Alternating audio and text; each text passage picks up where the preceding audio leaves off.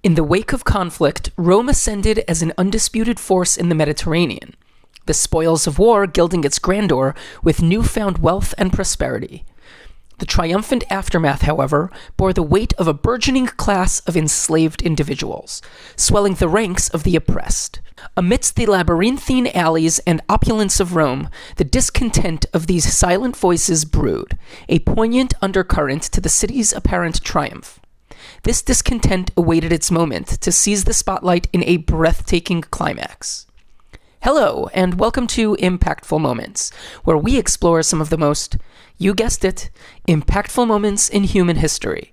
In this video, we will discuss the Third Servile War, a slave rebellion that challenged the very foundations of Rome.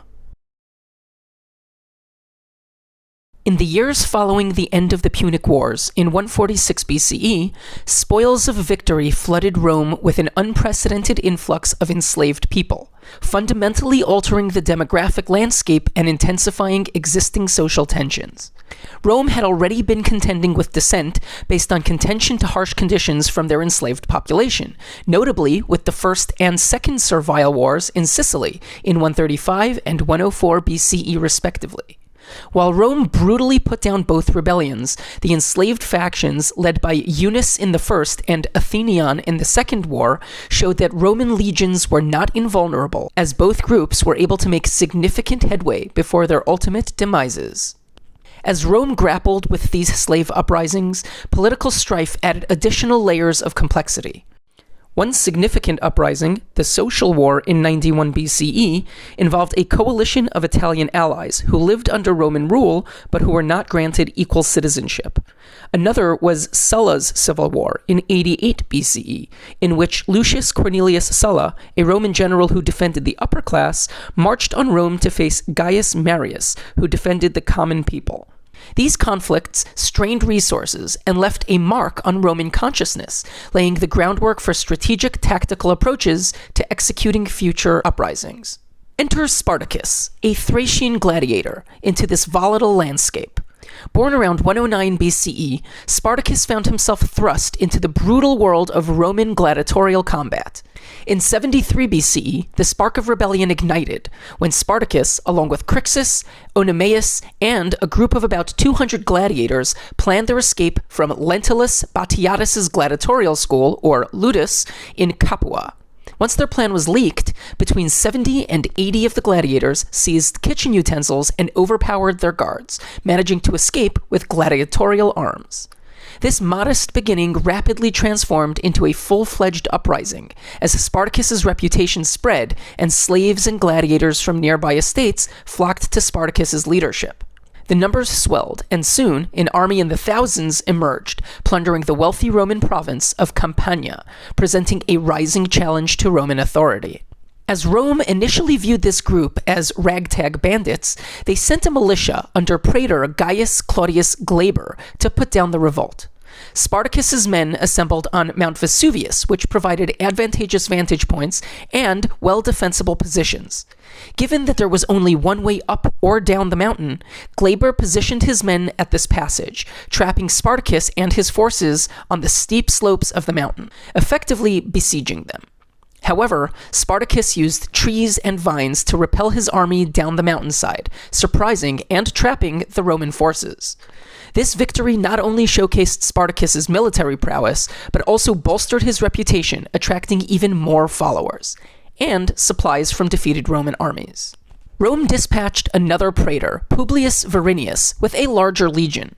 For reasons unknown, Varinius split his legions between two commanders, Furius and Cosinius, both of whom were defeated by Spartacus. Spartacus then initiated raids in southern Italy, facing strong resistance, even losing Oenomaus in one of the skirmishes. Despite setbacks, the rebellion thrived, recruiting nearly 70,000 men during these campaigns. Unable to quell Spartacus's forces, Rome entrusted the escalating war to consuls Lucius Gellius and Gnaeus Cornelius Lentulus Claudianus, commanding larger, better-trained armies than the Praetorian militias before them. On the rebel side, a potential split in goals emerged as Crixus and Spartacus parted ways. Crixus, inclined toward continuing Roman raids, led 30,000 men, while the rest followed Spartacus, who likely aimed to cross the Alps north to freedom. Gellius's consular army intercepted Crixus's troops at the Battle of Mount Garganus, wiping out 2/3 of the forces, including Crixus. Spartacus, heading north, approached Claudianus, the other consul's army. Informed of Gellius's northward movement, and hoping to avoid being encircled, Spartacus quickly engaged Claudianus and secured a decisive victory. Historians debate whether Spartacus continued a series of victories, first against Gellius and then against a combined consular legion at Picenum, or if he proceeded north, defeating a small Roman force in Mutina. Historical consensus converges, however, around early 71 BCE, when Spartacus's army was situated in South Italy. With praetors and consuls unable to halt Spartacus, Rome turned to Marcus Licinius Crassus, an exceedingly wealthy, ambitious, and outspoken former field commander. Given command of 6 Roman legions, Crassus implemented the old Roman military tactic of decimation, where 1 out of every 10 soldiers were beaten to death by the other 9, to either instill fear and discipline, to punish them for previous failures, or a combination of the two. With his army firmly in his control, Crassus moved south to engage with Spartacus. He deployed 2 legions to move behind and trap, but strictly not attack the Spartan forces. Yet his orders were disobeyed, and the legions were routed. Despite this setback, Crassus still took several victories, wiping out a significant number of soldiers and forcing Spartacus's retreat south. With Spartacus's forces cornered, the Mediterranean behind them, and Crassus in front, he struck a deal with Cilician pirates, aimed to transport them to Sicily for further rebellion. However, the pirates took the money and abandoned Spartacus, trapping his forces between Crassus and the sea. Crassus then built fortifications besieging those remaining forces. As Roman reinforcements, including factions led by Pompey, who had just conquered Iberia, and Lucullus from the east, were set to imminently arrive, Spartacus attempted negotiations with Crassus, but they were harshly rejected. Fearful of losing credit for victory to the reinforcing factions, Crassus sought to end the conflict quickly. Spartacus's army, however, broke through Crassus's line, but many were cut down while fleeing north. In the rebels' final battle of the Salarius River, Spartacus's forces were overwhelmed, with most killed on the battlefield, likely including Spartacus himself, though his body was never found.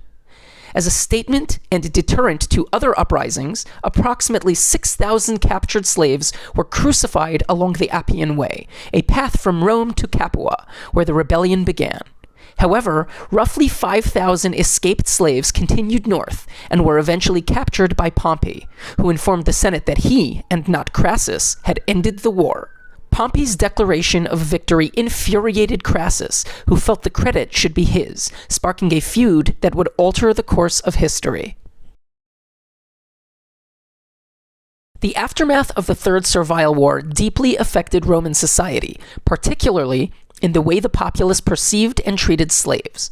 The crucifixion of the revolutionary slaves was meant to send a warning as to how slaves would be treated should this happen again.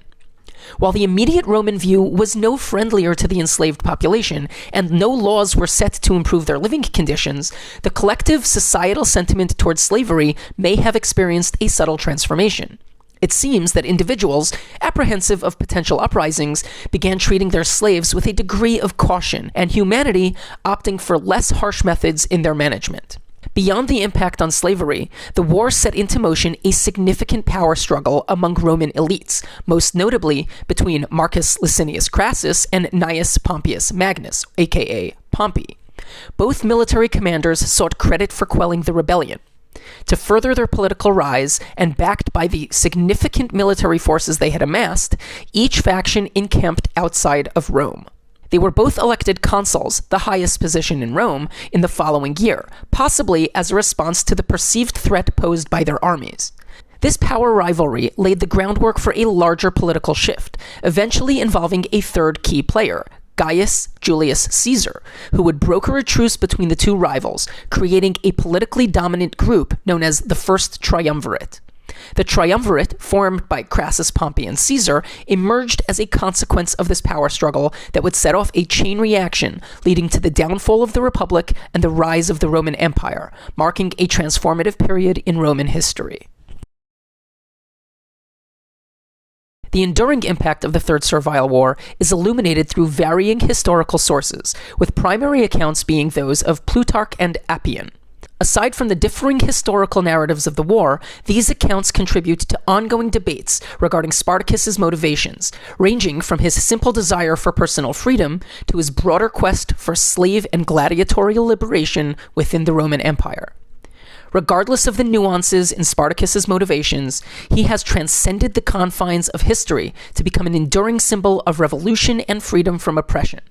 Artistic expressions, literary works, and cinematic portrayals in modern times collectively depict Spartacus as a figure who represents the universal struggle for liberty. Whether envisioned as a champion against the chains of personal bondage or as a crusader against the broader structures of oppression, Spartacus's legacy remains a powerful narrative, echoing through the realm of art, books, and film. Beyond the cultural realm, the Third Servile War, as noted above, played a pivotal role in the larger historical trajectory of Rome. The power struggle among Crassus and Pompey, triggered in part by the aftermath of the slave revolt, set the stage for Caesar's introduction, the eventual downfall of the Roman Republic, and the rise of the Roman Empire. The events following Spartacus's uprising became integral to a series of transformative events that have reshaped Western history for millennia to come. If you enjoyed this video and found it informative, please consider liking and subscribing to our channel. Your support helps us to continue creating captivating, impactful historical content. Thanks for watching.